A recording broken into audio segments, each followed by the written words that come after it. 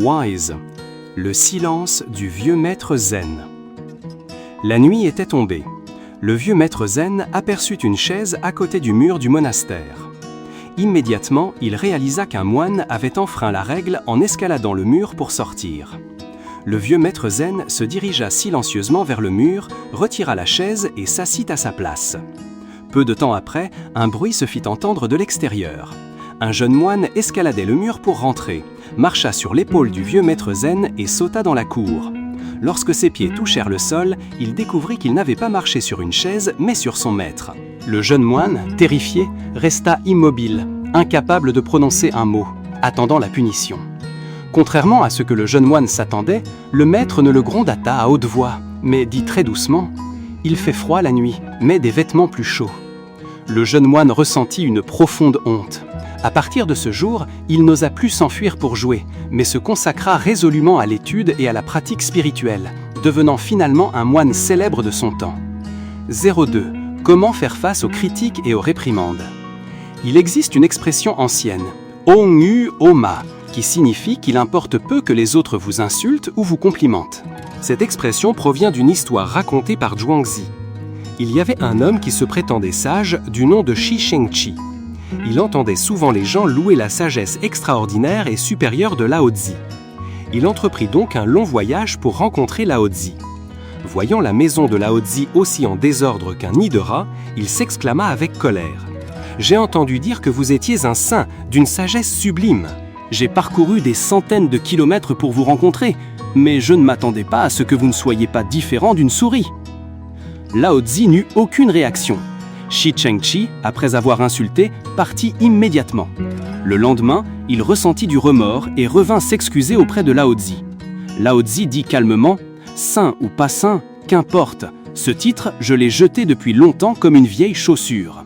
Si j'ai atteint la grande voie, que vous m'appeliez bœuf, cheval ou souris, quelle importance? Je suis toujours moi-même. » Dans la vie, il est difficile d'échapper au moment où l'on est critiqué, réprimandé, voire calomnié ou diffamé par les autres. Si vous vous en offusquez, cela n'en vaut vraiment pas la peine. Dans les sutras bouddhistes, il est dit que l'être humain doit être comme les 8 vents mondains qui ne peuvent le déstabiliser. Face aux calomnies des autres, plus vous réagissez violemment, plus la situation s'aggrave. Il vaut mieux rester immobile, comme si de rien n'était. Zhuangzi a un jour utilisé une métaphore assez intéressante, celle du bateau vide. Si vous êtes en train de ramer et qu'un autre bateau, dont le conducteur n'est pas très habile, heurte le vôtre, vous pourriez être en colère. Mais si ce bateau est vide, poussé par le vent, seriez-vous en colère?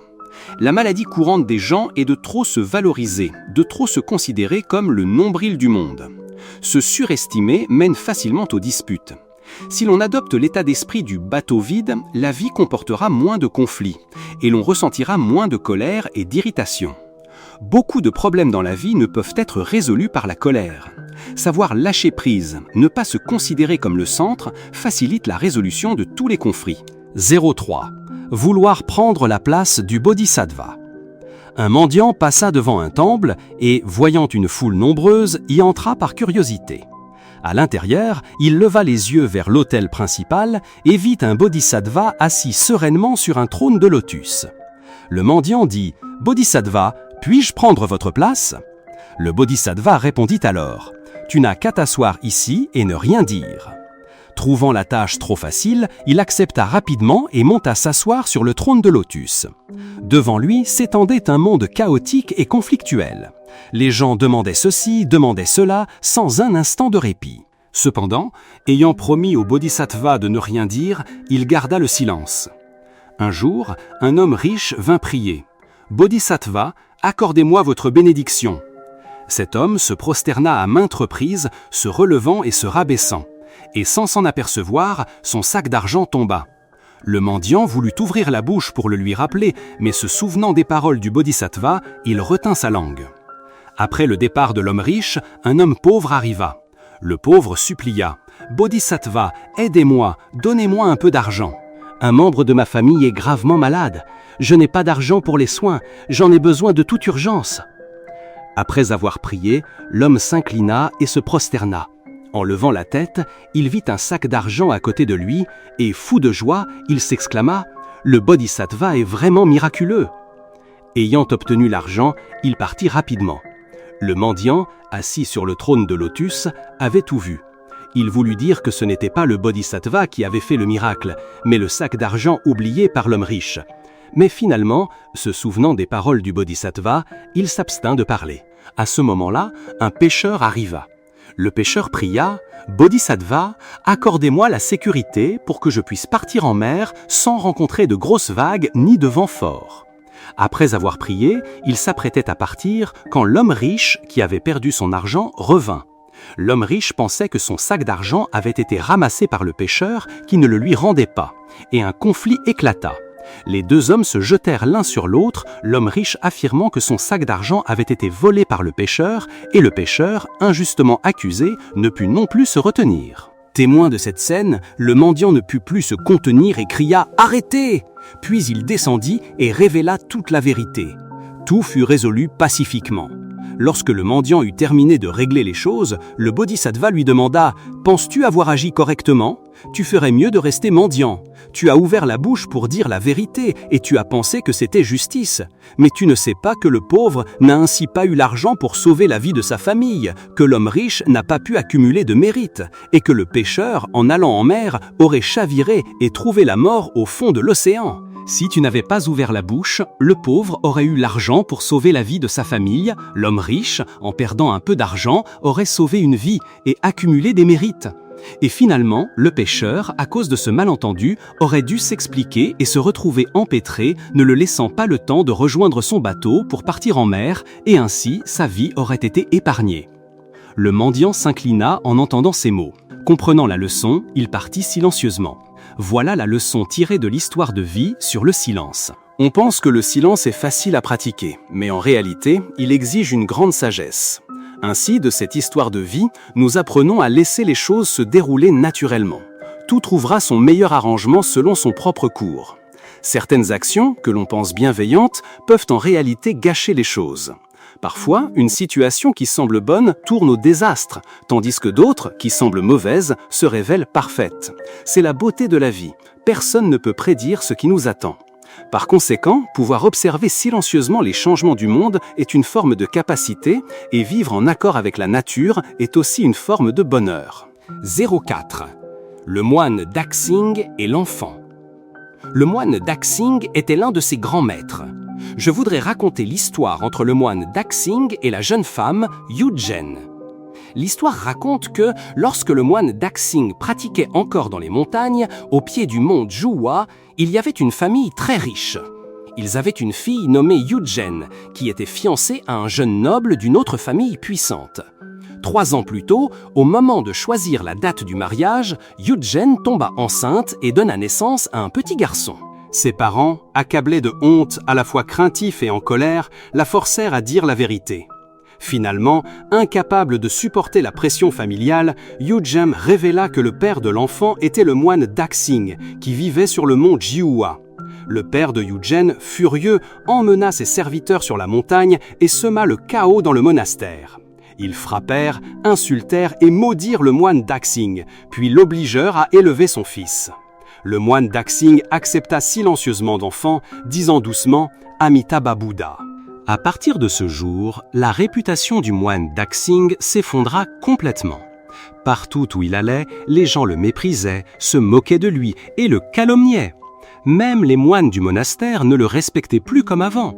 Pourtant, il ne se plaignit jamais, continuant chaque jour à descendre de la montagne pour demander du lait afin de nourrir cet enfant du karma. Grâce à ses soins attentifs, l'enfant grandit vite, devint très robuste et intelligent. Ainsi, 3 ans passèrent en un éclair.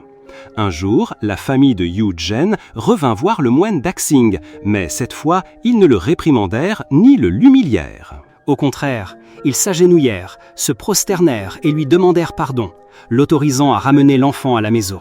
Il s'avéra que le père de l'enfant était en réalité le mari actuel de Yujin, le même jeune noble qu'elle avait épousé jadis. Pour préserver la réputation de son fiancé, Yujin avait dû accuser injustement le moine Daxing. À ce moment-là, avec son calme et sa sérénité habituelle, il conduisit l'enfant devant ses parents et joignit de nouveau les mains avec respect. Il leur dit « Amitabha Buddha » avant de retourner dans sa salle de méditation. Face à une injustice endurée pendant 3 longues années, le moine Daxing choisit le silence. Il ne se justifia pas, n'expliqua rien, ne se plaignit ni ne se lamenta un seul instant.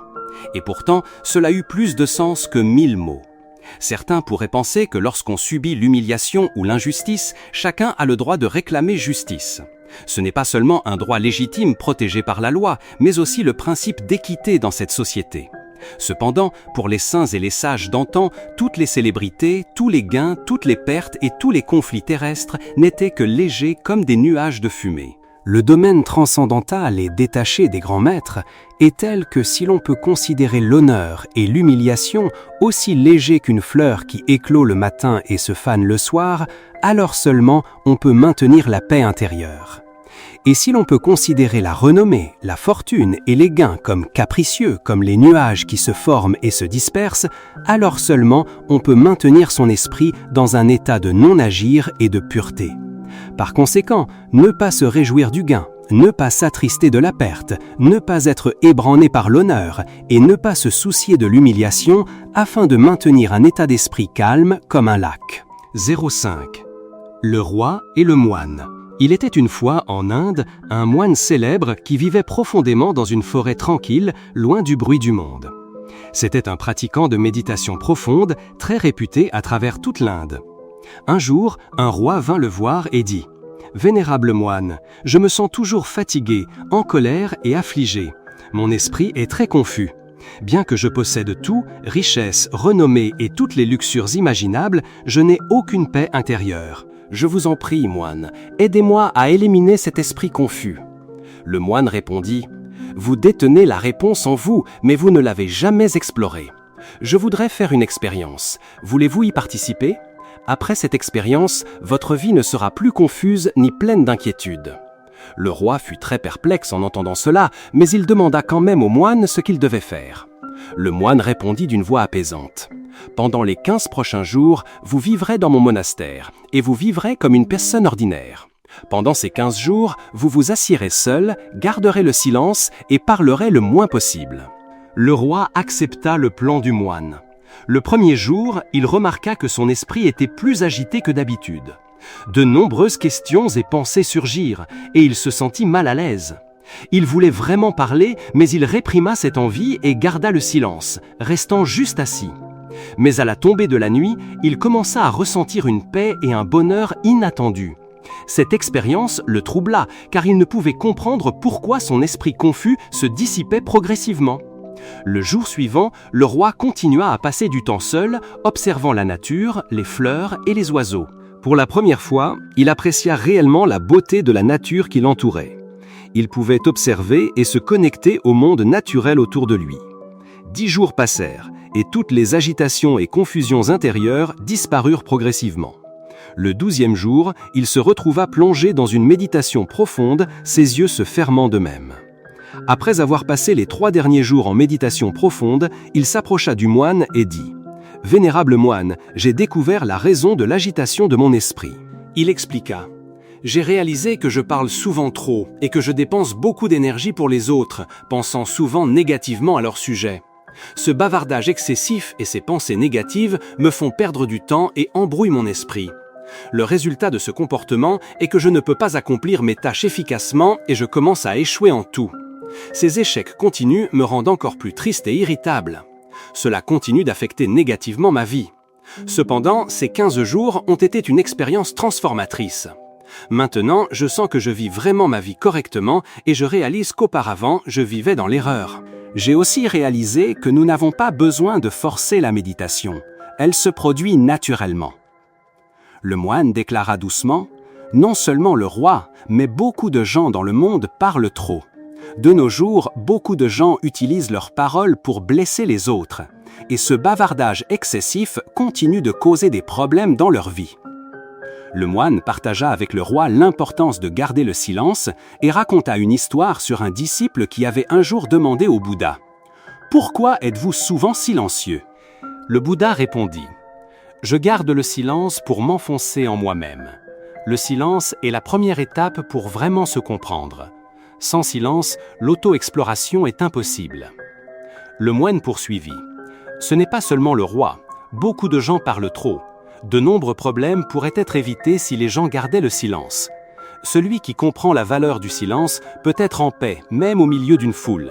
Être seul peut être comme le paradis, tandis que la présence des autres nous met parfois mal à l'aise. Le plus important est de commencer par trouver la paix en soi et d'accepter le silence. Invitez vos pensées à s'arrêter. Si vous vous réveillez et vous sentez confus par la présence des autres, fermez les yeux et reconnectez-vous à vous-même. Vous ressentirez une fraîcheur intérieure, car la vie en découle, pas des autres. Quand personne d'autre ne peut vous guider vers l'intérieur, vous devez le faire vous-même. Alors, regardez à l'intérieur, car vous êtes le maître de votre vie intérieure. C'est là que la vie commence, et c'est là que le bonheur naît. Lorsque vous regardez à l'intérieur, vous toucherez les profondeurs de la vie et ressentirez même le mouvement de la mort. Voyage intérieur est comme observer sa propre vie traverser des hauts et des bas, comme le lever et le coucher du soleil. Chaque fois que vous faites ce voyage intérieur et que vous revenez, vous vous sentez rafraîchi. C'est comme la sensation de fraîcheur après un bain agréable. De même, lorsque quelqu'un prend le temps de se taire et de réfléchir à ses pensées, il se sent généralement plus calme et plus heureux ensuite. Lorsque vous vous connectez vraiment à votre moi intérieur, parler ne trouble pas votre esprit. Au lieu de cela, il y a toujours un sentiment de paix intérieure. Vous pouvez parler tout en maintenant la connexion avec votre moi intérieur. Vous pouvez utiliser des mots sans perdre votre paix intérieure. Lorsque vous faites cela, vos mots acquièrent une qualité merveilleuse, comme la musique, et tout s'harmonise. Une telle façon de parler touchera profondément l'âme des autres. Lorsque vous maintenez le silence intérieur, vous commencez à accéder à une puissance intérieure forte et à vous libérer de la pression sociale. Vous trouverez une joie particulière dans la vie, semblable à la joie de ceux qui poursuivent leur passion. Votre visage rayonnera d'une nouvelle lumière et vos yeux brilleront d'un éclat particulier. Lorsque vous vous immergez dans l'océan de paix infinie, vous pouvez réaliser que trop parler n'apporte pas la paix à l'âme. Au contraire, cela rend difficile le contrôle des pensées et le maintien de la concentration. Les personnes qui parlent trop ont souvent du mal à se concentrer sur une tâche. Elles ne peuvent donc pas consacrer toute leur attention à leur objectif et manquent souvent de comprendre le vrai sens de la vie, rendant plus difficile la réalisation de leurs aspirations. De plus, vous remarquerez peut-être que les personnes qui parlent trop sont parfois ridiculisées par les autres, tandis que celles qui parlent peu gagneront le respect des autres, car les gens prêtent généralement attention à ce qu'une personne réservée dit et croit en ses promesses. Une personne à l'âme agitée a souvent du mal à réussir car elle manque d'un véritable intérêt pour son travail. La vraie sagesse réside dans le fait de savoir quand, où et quoi dire, et ceux qui développent cette compétence réussissent souvent dans de nombreuses situations. Une personne peu bavarde devient souvent le centre d'attention et réussit souvent dans de nombreux domaines. En observant les caractéristiques des grandes personnes, nous voyons qu'elles utilisent peu de mots, avec soin, réfléchissant à ce qu'elles disent, et cela contribue à leur succès. Inversement, de nombreuses personnes qui parlent trop tombent souvent dans la malhonnêteté et répandent des commentaires négatifs sur les autres, nuisant aux relations et à la réputation. C'est pourquoi leur entourage les évite souvent. 6. La joie du père et de sa fille dans le train. Dans un train, il y avait un père et sa fille. La fille, âgée d'environ 10 ans, portait un petit manteau ouaté rouge et avait de grands yeux brillants. Le père portait des vêtements usés et démodés. Au démarrage du train, la petite fille montra un enthousiasme débordant, regardant par la fenêtre, les yeux remplis de joie. Elle dit « Papa, est-ce que nous passons par le champ de ciboulette que nous mangeons souvent? Elle pousse si bien !» La voix de la petite fille était si claire et pure que de nombreuses personnes, l'entendant, se tournèrent pour regarder par la fenêtre et découvrir que ce n'était pas de la ciboulette, mais un champ d'orge. « Ce n'est pas de la ciboulette, ce sont des champs d'orge. On les utilise pour faire du pain », corrigea le père pour sa fille. Ensuite, la petite fille continua de décrire des fleurs sauvages jaunes comme étant vertes, et un panneau publicitaire géant comme un petit tableau noir. Le père de la petite fille ne montra aucune colère et sourit toujours en la corrigeant. Au bout d'un moment, une femme assise à côté ne put s'empêcher de rire à voix haute. « Je n'aurais jamais cru que cette petite fille si jolie ait des problèmes mentaux !» Bien que la femme ait parlé aussi doucement que possible, le père de la fillette l'entendit. Le visage du père afficha un moment de gêne. Un instant plus tard, le père esquissa un sourire simple, comme s'il se sentait coupable, et dit « Je suis désolé, ma fille n'a jamais rien vu de ses yeux jusqu'à présent. Elle vient de subir une opération. C'est la première fois qu'elle voit le monde extérieur, alors elle est un peu excitée. J'espère que nous ne dérangeons pas votre repos. » Après avoir dit cela, le père serra sa fille dans ses bras, la conseillant de parler plus doucement. La petite fille, entendant les mots de son père, fut un instant stupéfaite, puis tout son être sembla s'assombrir. Elle s'affaissa la tête sur la table, morose. Peut-être ayant décelé que sa fille n'allait pas bien, le père commença à faire des efforts pour lui parler. Mais malgré qu'il fit semblant d'être un ogre et tenta de l'engager dans la conversation, la petite fille ne montra plus d'intérêt, restant silencieuse. Nous jugeons souvent les gens d'après leur apparence. Nous nous empressons d'évaluer une personne dès la première rencontre. Mais juger sans connaître les circonstances de l'autre est souvent inexact et parfois gravement erroné. Lorsque vous ne connaissez pas tous les faits, lorsque vous ne comprenez pas la nature du problème, vous ne devriez pas faire de commentaires, car cela peut parfois détruire le bonheur d'une autre personne en un clin d'œil. Les êtres humains commencent à apprendre à parler à l'âge de 2 ans, mais passent toute leur vie à apprendre le silence. Ne pas dire de mots qui blessent les autres est aussi une forme de cultivation, une forme de bienveillance.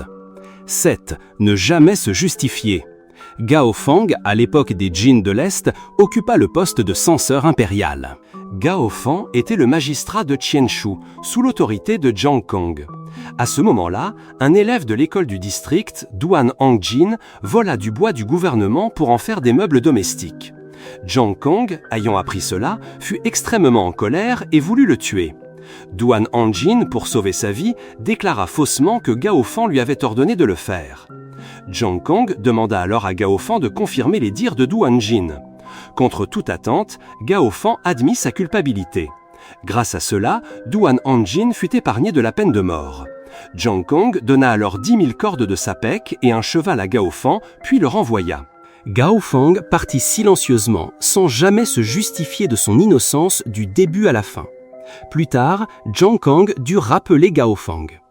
Plus d'1 an après, un proche de Zhang Kong révéla que Gao Fang avait avoué sa culpabilité pour sauver une vie. Zhang Kong fut extrêmement surpris et traita dès lors Gao Fang avec la plus grande générosité. 08. Le silence, l'attitude des sages. Les anciens enseignaient « Parler est une capacité, mais le silence est l'attitude des sages ». Pourquoi les saints et les sages d'autrefois étaient-ils si silencieux ? C'est parce qu'ils avaient relativisé toutes les choses du monde, se tenant à l'écart des tumultes et des commérages pour que leur esprit reste serein comme un lac. Nguyen Trai se retira dans la solitude, se liant d'amitié avec la nature. Le voisin est un nuage d'argent, les visiteurs sont 2000 montagnes vertes. Nguyen Binh Kim s'éloigna du monde, des affaires tumultueuses. Moi, le sot, je cherche les lieux déserts. Le sage, lui, va vers les trépidations. Le monde est bruyant, la vie est trépidante, et toute chose attire les êtres humains dans un tourbillon sans fin dont il est impossible de s'échapper. Les mois et les années passent en un clin d'œil, et ce n'est qu'une fois que tout est passé que l'on réalise que son âme a été obscurcie par la poussière du monde, alourdie par les tentations de ce monde matériel. Dans ce chaos, seule la tranquillité d'esprit des saints peut transcender l'aveuglement et la folie des êtres humains de ce monde. Les anciens enseignaient « Souvenez-vous de ces 5 principes de conduite. Ils vous aideront certainement à vivre plus sagement. Une parole prononcée est comme une flèche qui a quitté l'arc. » Les blessures corporelles peuvent guérir avec le temps, mais certaines paroles peuvent hanter une personne toute sa vie, la tourmentant jusqu'à son dernier souffle. Par conséquent, ne vous mettez jamais en colère. Chacun de nous est sûrement familier avec cette phrase. Mais étrangement, face à des conflits ou des situations inattendues, nous sommes incapables de contrôler nos émotions. La colère rend aveugle. Lorsque la flamme de la colère s'élève, les gens ne sont plus assez calmes et rationnels pour réfléchir aux choses et font des choses qu'ils n'auraient jamais imaginées, allant parfois jusqu'à des actes qu'ils regretteront toute leur vie. Comme l'histoire de Genghis Khan. Au milieu d'une soif ardente dans un désert sans âme qui vive, il s'efforça 3 fois de recueillir une petite coupe d'eau, mais chaque fois, son faucon bien-aimé se jeta dessus et la renversa. C'est uniquement à cause d'un instant de rage, incapable de se contrôler, qu'il enfonça son épée dans la poitrine du faucon. Ce n'est qu'en cherchant la source d'eau et en découvrant le cadavre d'un serpent venimeux, le plus dangereux de cette terre, gisant à côté de la flaque d'eau, que Gengis Khan réalisa que le faucon avait été son bienfaiteur, lui sauvant la vie à 3 reprises. L'oiseau savait déjà que l'eau était empoisonnée, et même s'il devait mourir sous l'épée de son maître, il n'hésita pas. Mais à ce moment-là, les regrets de Gengis Khan étaient vains. Le corps du faucon était tombé sur le sol froid et ne pourrait plus jamais s'envoler vers le ciel. Nous pensons souvent que si nous nous mettons en colère contre les autres, c'est pour leur bien. Cela revient à combattre le mal par le mal, à réveiller les émotions négatives profondément enfouies, en particulier la rancœur, dans leur âme. Ce n'est pas un hasard si les journaux et les médias rapportent parfois des massacres horribles, dont la cause initiale n'était que des paroles colériques qui ont blessé l'estime de soi de l'agresseur. La flamme de la colère ne blesse pas seulement les autres, elle consume aussi nos organes internes et notre bonheur. Celui qui aime prospère, celui qui hait attire le malheur. Ayez de la compassion et aimez même ceux qui vous détestent pour semer le bonheur pour vous-même.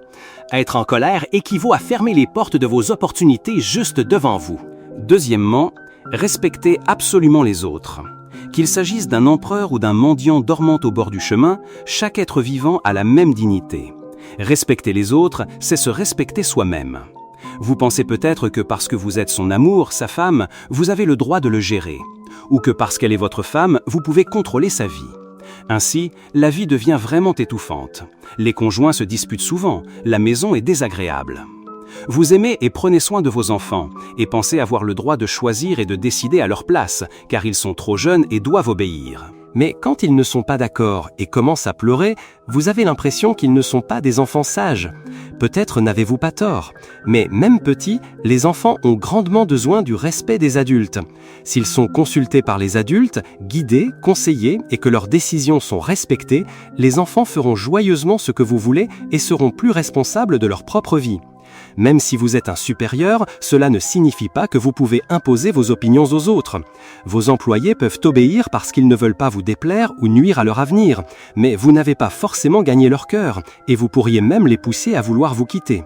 Lorsque les gens se sentent responsables de bien faire quelque chose, ils s'y consacrent volontairement sans aucune incitation ou supervision. Au contraire, lorsqu'ils ne se sentent pas respectés, ils ont facilement tendance à s'opposer. Ils peuvent même ignorer les conséquences, prêts à blesser les autres pour compenser leur soif d'humanité. Ainsi, respecter les autres est un moyen de construire une famille chaleureuse et heureuse et de réussir dans votre travail sans avoir à vous soucier ni à exercer de pression sur vos relations. Troisièmement, changez de perspective. Chaque personne grandit dans des familles différentes, a des relations et des expériences de vie différentes. Cela crée des personnalités et des modes de pensée différents entre les gens.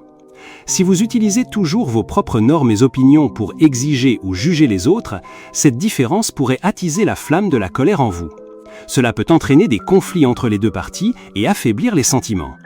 Ainsi, lorsque vous vous sentez étrange, obstiné ou insupportable avec quelqu'un, essayez de changer de point de vue.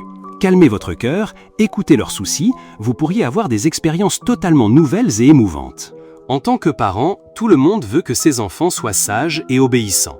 Mais chaque personne est un individu indépendant et a des pensées différentes. Vous êtes pressé parce que vous avez peur d'être en retard au travail le matin, tandis que les enfants sont encore au lit. Vous marchez vite, faisant courir et trotter les petits. Vous ne comprenez pas pourquoi votre enfant est si maladroit. C'est parce qu'ils ne comprennent pas encore la vie des adultes, et leurs jambes sont trop courtes pour vous suivre. Vous lui offrez de très belles pierres parce que vous aimez leur force, mais elle ne les accepte peut-être que pour vous faire plaisir. Elle désire des paniers de fleurs baignés de rosée. Vous voulez que la maison soit toujours rangée et propre, mais il est désordonné. Vous aimez un drap de lit rose clair, tandis qu'il préfère le bleu. Ainsi, lorsque vous êtes agacé par quelqu'un, il est possible que cette personne ressente la même chose que vous. Toutes choses sont vacuité. Il n'y a pas de bien ou de mal absolu. Simplement, chaque personne est un être distinct avec des préférences différentes. Ce n'est qu'en écoutant et en harmonisant ces différences, comme l'océan immense, comme la terre vaste, que la vie devient belle avec ses innombrables couleurs et facettes. Quatrièmement, toujours observer ses pensées à chaque instant. Les êtres humains peuvent contrôler leurs émotions et leurs comportements en observant toujours leurs pensées à chaque instant. L'émotion est comme un cheval sauvage. Si vous ne tenez pas les rênes à temps, il sautera partout et sera prêt à piétiner tout ce qu'il a traversé. Les saints d'autrefois attachaient une grande importance à la culture de la vertu, et la meilleure méthode qu'ils appliquaient était de revoir chaque jour, avant de se coucher, chacune de leurs pensées et actions. Cela les aidait à voir rapidement leurs lacunes et à s'améliorer constamment. Ces pensées sont le fil qui vous aide à débusquer les mauvaises intentions cachées au plus profond de votre âme. Vous voyez une belle fille passer devant vous et ressentez soudainement de l'envie. Est-ce que vous la jalousez et trouvez la vie injuste envers vous? Vous voyez une voiture que vous avez toujours désiré passer en flèche. Vous imaginez que vous ferez vibrer et admirerez beaucoup de monde en tenant ce volant. Vous travaillerez plus pour posséder cette voiture plus tôt. Est-ce que vous utilisez cette vie matérielle luxueuse pour mesurer votre valeur personnelle au lieu de valeurs moraux? Observer constamment chacune de vos pensées vous aidera également à mieux vous comprendre, à comprendre ce qui est réellement important pour vous. Vous ne perdrez pas non plus de temps sur des choses inutiles ou des sentiments pour des personnes qui ne vous sont pas destinées. Nous voulons souvent changer les autres et oublions que chacun ne peut changer que soi-même. Lorsque le cœur d'une personne change, les circonstances se transforment également. En vous améliorant sans cesse, vous deviendrez comme une pierre précieuse, une belle fleur. Comme le dit le proverbe, la rose n'a pas besoin de vanter son parfum. Alors, les bonnes choses viendront naturellement à vous. Cinquièmement, le silence est d'or. Nous entendons souvent « le bon vin bu en excès enivre ». L'homme sage trop bavard finit par lasser. Les tonneaux vides font le plus de bruit. Les eaux profondes coulent silencieusement. Le silence ne signifie pas que vous êtes incompétent ou inférieur. Au contraire, cela vous rend plus précieux aux yeux des autres. Savoir se taire au bon moment est aussi une façon de montrer du respect aux autres et d'avoir l'occasion de mieux les comprendre. Si, au milieu d'une foule, vous parlez constamment d'histoires fascinantes et attirez toute l'attention sur vous, vous pourriez rendre quelqu'un jaloux. Il se sentirait terne et moins apprécié que souhaité. Il n'aurait pas non plus l'occasion de s'exprimer et de partager ses connaissances. Ainsi, vous ne pourriez pas gagner son affection. Lorsque vous êtes silencieux, vous pouvez observer davantage les gestes non-verbaux des autres. Le silence est aussi une façon de montrer votre humilité. En étant écoutés, les autres se sentiront heureux et voudront vous confier leurs pensées. La maladie entre par la bouche, le malheur sort par la bouche. Le silence vous offre également un temps de répit suffisant pour apaiser votre colère ou vos émotions négatives sans prononcer de mots tranchants qui blessent les autres. Le silence et la discrétion vous rendent également plus digne de confiance et vous évitent des commérages inutiles. Une même phrase, déformée de bouche à oreille, une fois transmise à d'autres et placée dans des contextes différents, amène les gens à l'interpréter de manière différente. Au mieux, cela crée de petits conflits et malentendus dans vos relations. Au pire, cela peut même ébranler votre bonheur et votre carrière. Ce n'est qu'en vous améliorant et en cultivant constamment des vertus morales véritables que la déesse de la chance et du bonheur vous sourira. En réalité, ces principes d'or consistent à modérer les désirs personnels, à éviter de blesser les autres et ainsi à apporter l'harmonie et une vie heureuse pour tous. Le monde Juhua est connu comme un lieu où de nombreux grands maîtres ont atteint l'illumination. Leur corps, même après de nombreuses années de disparition, reste intact comme s'ils dormaient. 9. 18 enseignements bouddhistes sur la parole au quotidien. 1. En cas d'urgence, parlez lentement. La vie ne manque pas de moments où vous rencontrez des problèmes qui nécessitent une résolution rapide. Mais c'est précisément à ces moments-là que vous devez rester très calme, réfléchir un instant, puis expliquer clairement les choses. Alors, l'auditeur se sentira rassuré et la crédibilité des informations que vous venez de donner augmentera. 2. Pour les petites choses, parlez avec humour. Parfois, de simples paroles d'humour peuvent accroître l'amitié entre vous et votre entourage. Surtout, lorsque vous devez faire une remarque à quelqu'un, au lieu de parler directement, vous pouvez utiliser des plaisanteries, ce qui rendra l'auditeur moins rigide, moins lourd, et il acceptera vos remarques avec joie. 3. Pour les choses que vous ne comprenez pas bien, parlez avec prudence. Tous les problèmes de la vie ont plusieurs facettes, plusieurs dimensions différentes. Il y aura des choses que vous ne comprendrez pas clairement. Dans de tels cas, pesez vos mots attentivement avant de parler, car vous pourriez involontairement nuire à quelqu'un. La prudence donnera l'impression à l'auditeur que vous êtes une personne digne de confiance. 4. Pour les choses qui ne sont pas encore arrivées, ne parlez pas à la légère. Les choses qui ne sont pas encore arrivées ne peuvent être prédites. Vous ne pouvez pas savoir comment elles se dérouleront. Surtout, les gens détestent les paroles imprudentes. Par conséquent, ne faites jamais de suppositions au hasard, ni ne dites des choses qui ne sont pas encore arrivées. Alors, les gens sentiront que vous êtes une personne mature, cultivée et aussi une personne travailleuse et responsable. 5. Pour les choses que vous n'avez pas encore faites, ne parlez pas à tort et à travers. Un proverbe dit « Si tu n'as pas la foreuse à diamant, ne te mêle pas de la poterie ». Si vous n'êtes pas sûr de pouvoir faire quelque chose, ne le promettez pas aux autres. Ils perdront confiance. La confiance est très importante. Il est difficile de la bâtir, mais elle peut être perdue en un instant. Ne promettez pas ce que vous ne pouvez pas encore faire. Cela donnera à l'auditeur l'impression que vous êtes une personne de parole, capable d'agir, et il vous fera confiance. 6. Ne dites pas de choses qui blessent les autres. Ne dites pas de choses qui blessent votre entourage, surtout vos proches. Les gens sentiront que vous êtes une personne bienveillante, ce qui contribue à maintenir et à renforcer les relations. Vivre ensemble sur Terre, c'est grâce à l'humanité. Sachez chérir et aimer les uns les autres. 7. Concernant les événements douloureux, ne les racontez pas à tout le monde. Quand quelqu'un est blessé, il veut souvent se confier aux autres. Mais si vous racontez vos douleurs à tous ceux que vous rencontrez, vous ferez subir une forte pression à vos auditeurs, ce qui pourrait facilement les rendre méfiants et les éloigner de vous. En même temps, vous laisserez l'impression de vouloir décharger votre souffrance sur les autres. 8. Pour les affaires des autres, soyez prudent dans vos paroles. Entre les êtres humains, il doit y avoir une distance de sécurité. L'intimité est précieuse, mais il faut savoir garder des limites. Si ce n'est pas votre affaire, ne vous en mêlez pas. Cela donnera un sentiment de sécurité aux personnes avec qui vous interagissez. 9. Concernant vos propres affaires, écoutez ce que les autres en disent. Faites attention à écouter ce que les autres disent de vos affaires. Cela montre que vous êtes une personne compréhensive et raisonnable et cela laissera une impression d'humilité chez les autres. Ne réagissez pas précipitamment, restez calme et réfléchissez bien avant et après pour mieux comprendre et saisir la situation. 10. Pour les affaires des enfants, parlez clairement. Surtout à l'adolescence, lorsque la psychologie des enfants est très facilement excitée, souvent dominée par les émotions. C'est pourquoi utilisez un ton doux, à la fois léger et ferme, pour leur parler clairement. Cela peut créer une bonne relation avec vos enfants, les faisant vous considérer comme un ami, et en même temps, cela aura un effet persuasif. 11. Ne prononcez pas de mots décourageants ou défaitistes. Dans la vie, il faut prononcer des mots d'encouragement, pour les autres comme pour soi-même. Ce sera une immense motivation pour vous permettre de persévérer. Il en va de même pour les autres. Parfois, un seul mot d'encouragement peut les faire changer radicalement. Même si personne ne vous dit ces choses, vous devez vous encourager vous-même. Ne pas encourager ses propres aspirations, mais au contraire prononcer des paroles de découragement, c'est inévitablement sombrer dans l'abîme du désespoir. 12. Ne prononcez pas de paroles de colère. Lorsque vous êtes en colère, vous ne maîtrisez plus vos pensées et vos actions. Ainsi, vous prononcerez involontairement des mots qui blesseront les autres et parfois même vous blesserez vous-même.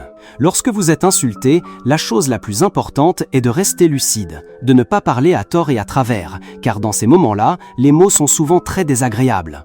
Le mieux est de garder le silence.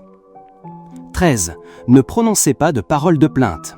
Quand les gens sont insatisfaits, ils expriment souvent leur mécontentement, se plaignant de leur patron, de leurs amis et même de leur famille. Si vous vous plaignez souvent, les autres, en vous entendant, utiliseront cela comme sujet de discussion à votre sujet, créant des désaccords, des commérages, vous obligeant à faire face à une personne, puis à une autre, finissant par vous causer de la souffrance. Pourquoi devriez-vous souffrir autant ? 14. Ne prononcez pas de paroles blessantes. Beaucoup de gens ont l'habitude de proférer des insultes, blessant les autres. Mais qu'en retirent-ils en retour ? Peut-être une satisfaction temporaire à ce moment-là, mais en échange, leur propre dignité est méprisée par les autres. La blessure est permanente. 15. Ne prononcez pas de paroles de vantardise. Beaucoup de gens ont l'habitude de se vanter, de s'exagérer. Cela déplaît fortement aux autres. Au contraire, cela leur donne une vision négative de vous. Si vous êtes vraiment talentueux, les gens vous jugeront d'eux-mêmes, sans que vous ayez à vous attribuer le mérite. Garder l'humilité est préférable. 16. Ne prononcez pas de paroles mensongères. Le bouddhisme enseigne les 5 préceptes, et le mensonge est l'un d'entre eux. Vous savez, le mensonge entraîne des conséquences extrêmement graves. La confiance est perdue. Alors, vous regretterez vos actes. Restez honnête et pur, vous serez aimé et respecté par tous. 16. Ne révélez pas de secrets. Chacun a ses propres secrets, qu'ils soient grands ou petits. Mais si c'est un secret, gardez-le en vous. Ne le révélez pas à la légère, car il est fort possible que, une fois révélé, ses conséquences soient bien plus graves que vous ne l'imaginez. En comprenant la gravité, vous n'oserez plus parler imprudemment. 18. Ne parlez pas de choses privées. Chacun a ses affaires privées, ses propres affaires bien sûr, on ne veut pas que les autres les connaissent. Les affaires privées des autres ne doivent pas non plus être divulguées à tort et à travers. Même si vous racontez toutes les affaires privées des autres et qu'ils ne réagissent pas, votre mauvaise nature est déjà révélée. Plus tard, il vous sera difficile d'avoir une bonne fortune. 10. Le silence apporte une puissance inégalée. Dans la vie moderne et trépidante, où chacun veut s'exprimer, nous oublions que le silence est d'or. En parlant trop, nous perdons la valeur de la tranquillité.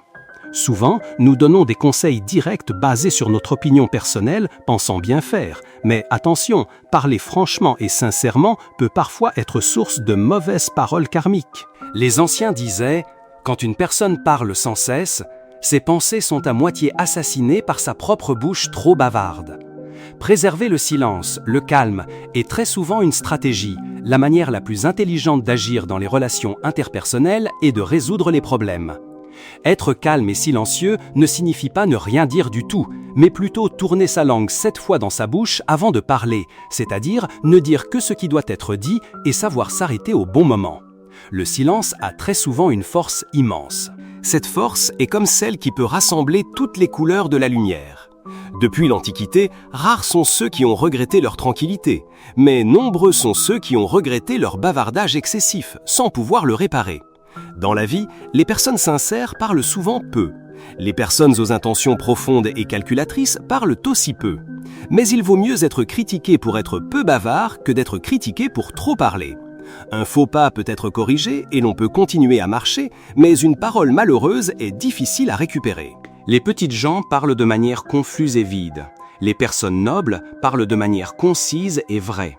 La parole vient de la nature, le silence vient de la sagesse. Les sages réfléchissent avant de parler. Les ignorants parlent avant de réfléchir. Ceux qui comprennent les choses ne parlent généralement pas à tort et à travers. Mais il n'est pas facile de deviner leurs pensées d'après leur visage ou leur voix. Plus une personne est talentueuse, moins elle a besoin de prouver quoi que ce soit. Et elle ne souhaite même pas montrer son talent, car elle comprend qu'il faut réfléchir mûrement avant de parler. On dit souvent « les tonneaux vides font le plus de bruit », pour désigner le manque de connaissance et de sagesse qui pousse à parler sans réfléchir pour masquer ses propres lacunes. C'est pourquoi il existe aussi le dicton « le vrai sage ne montre pas son talent, celui qui le montre n'est pas le vrai sage ». Une personne véritablement sage se défend en attaquant et s'exprime par le silence. Alors, si l'on est mal compris, faut-il se taire ? Lorsque nous ne sommes pas compris, nous devons être ouverts et sociables pour que les autres puissent mieux nous comprendre. Mais si vous sentez que les gens ne peuvent vraiment pas comprendre ou ne veulent pas comprendre, il vaut mieux se taire. Avec une personne qui impose son opinion, même si vous parlez, elle fera semblant de ne pas comprendre, alors le meilleur moyen est de garder le silence. Les gens ordinaires s'empressent toujours de dire ce qu'ils savent, mais les sages s'empressent toujours d'écouter ce que les autres disent. C'est pourquoi plus une personne est sage, plus elle sait écouter. Le silence est le royaume de l'activité intellectuelle, d'où naissent les chefs-d'œuvre, la noblesse, la compréhension, la maturité, le recueillement. Le grand écrivain Goethe affirmait « Le talent se nourrit dans la solitude, et le caractère se forge dans les vagues tumultueuses de la tempête de la vie. » En conclusion, 3 choses à ne pas dire. Un proverbe dit « La maladie entre par la bouche, le malheur sort par la bouche ». Cette phrase provient du Taiping Yuan, compilé sous la dynastie Song. Son sens principal est que la maladie est causée par une alimentation imprudente et le malheur est créé par des paroles inappropriées. Les anciens l'ont ensuite adopté comme principe de vie. C'est pourquoi on dit que la bonne fortune a des signes avant-coureurs et le malheur a des causes. Ne cédez pas à vos émotions pour faire des choses incorrectes et ne laissez pas votre bouche dire ce qu'elle veut. Car un nid de fourmis peut faire s'effondrer une digue et un petit ruisseau peut renverser une grande montagne. Ainsi, comme il a été dit, la maladie est causée par une alimentation imprudente et le malheur est créé par des paroles inappropriées. Dans la vie, les exemples de « le malheur sort par la bouche » sont omniprésents. Si chacun était prudent dans ses paroles, les malheurs dans ce monde diminueraient probablement considérablement. Par conséquent, la manière dont une personne s'exprime reflète le niveau de sa propre cultivation et de son intelligence émotionnelle. Celui qui sait parler aux autres ne mentionnera pas 3 choses le concernant lors d'une conversation. 1. Parlez moins de vos secrets. Beaucoup de gens ont des secrets, mais même si ce sont des petits ou des grands, parfois on les raconte à d'autres. Raconter tous ces secrets est aussi un moyen de libérer ses mauvaises émotions. Il est difficile pour les êtres humains d'éviter les émotions négatives. Lorsqu'une personne ressent des émotions négatives, elle en parle à ses amis ou à ses proches, et à ce moment-là, elle est très facile à révéler ses propres secrets. Un secret est ce qui rend les autres à la fois curieux et surpris, car il représente ce que vous avez fait auparavant, et personne d'autre que vous ne le sait. Mais maintenant, vous révélez ce secret. Révéler n'est pas effrayant. Ce qui est effrayant, c'est de le dire à des personnes mal intentionnées. Ces personnes profiteront de votre secret pour vous causer du tort. Un secret est ce qui est le plus profondément enfoui dans le cœur d'une personne. Sous la pression, vous aurez envie de le partager avec d'autres. Donc, ne révélez pas facilement vos secrets, à moins que vous ne sentiez que ce secret est utile à d'autres. Sinon, ne révélez pas votre secret à qui que ce soit. 2. Parlez moins de votre passé. Chacun a un passé. Il peut s'agir de traces misérables ou de preuves de nos succès. Tous ces passés, nous ne pourrons peut-être pas et n'aurons pas besoin de les effacer, mais nous devons les considérer comme une leçon pour la vie future ou comme une motivation pour nous pousser à aller de l'avant avec plus de force. Certaines personnes, en parlant entre elles, aiment beaucoup raconter leur passé, puis ajouter une phrase. « Si à ce moment-là je n'avais pas fait cela, peut-être que maintenant ce ne serait pas comme ça. » La personne qui parle ne trouve pas cela ennuyeux, mais l'auditeur lui-même ne trouve aucun sens à cela. Quand les gens vous parlent, c'est pour vous entendre parler de choses utiles et non pour vous entendre raconter votre passé. De plus, les choses du passé, quoi qu'il arrive, sont passées. Par conséquent, il n'est pas nécessaire de les raconter une fois de plus à d'autres. Ce qui représente vraiment la vie d'une personne, c'est le présent et l'avenir. De plus, si vous parlez à d'autres et que vous racontez votre passé, ce que vous obtiendrez, c'est seulement la sympathie des autres, et ce que vous perdrez, ce sera potentiellement votre réputation et vos amis. Nous avons tous un passé, mais ce passé n'est que le nôtre, il n'a aucun lien avec les histoires des autres. 3. Vantez-vous moins de vos propres succès. Selon les observations, les personnes qui réussissent annoncent rarement leur succès partout. Elles les racontent aussi de manière très vague et sommaire. Mais les personnes qui échouent parlent souvent de leur succès passé. Chacun a 1 ou 2 réussites, mais ce n'est vraiment pas la peine d'en parler. Ce qu'une personne dit, comme le contenu de la discussion, les exemples donnés, révèle clairement son caractère. Lorsque vous racontez vos succès aux autres, cela est considéré comme une forme de vantardise déguisée. Vantardise que vous n'avez pas réussi facilement. Vantardise que vous êtes très satisfait de votre succès. Le vrai succès n'est pas facile, mais il ne devrait pas être une histoire ordinaire après votre repas. Tout le monde est très occupé, et donc ils ne voudront pas perdre de temps à écouter vos succès passés. Parler aux autres demande de l'habileté. Celui qui sait parler sera écouté par beaucoup de monde. Celui qui ne sait pas parler, quand vous voudrez parler aux autres, vous constaterez que vous ne trouverez personne qui veuille vous écouter. Par conséquent, en parlant, il ne faut pas révéler à la légère ses secrets, son passé ou se vanter de ses succès. Il faut montrer son côté heureux et toujours se souvenir que nous sommes dans le présent.